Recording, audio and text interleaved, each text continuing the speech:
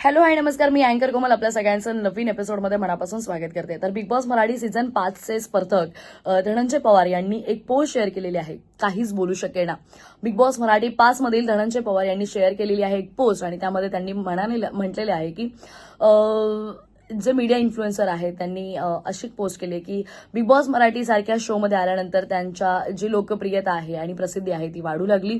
त्याचबरोबर धनंजयने सोशल मीडियावर जे आहे ते बरेच सक्रिय असतात. सोशल मीडियावर तो त्याचे अनेक मजेदार व्हिडिओ शेअर करत असतो.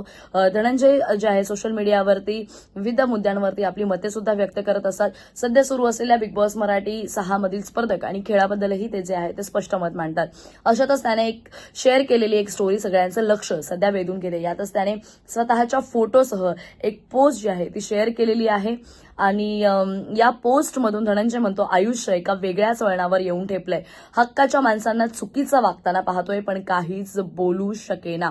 तसंच यापुढे ते म्हणतात की मग म्हटलं मरू द्या, सुरुवातीपासून एकटा सरतो. त्याची ही जी पोस्ट आहे ती सध्या खूप जास्त व्हायरल होतीये. दरम्यान बिग बॉस मराठी 5 नंतर प्रसिद्धी झोकात आलेले डीपी अर्थात धनंजय पवार हे शिट्टी वाजलेले या कार्यक्रमामध्ये सुद्धा दिसले होते. तर धनंजय पवारची ही जी पोस्ट आहे ही पोस्ट बघून तुम्हाला काय वाटतं नक्की तुम्ही तुमच्या प्रतिक्रिया कळवा आणि अशाच अपडेटसाठी स्टे ट्यून अँड कनेक्टेड.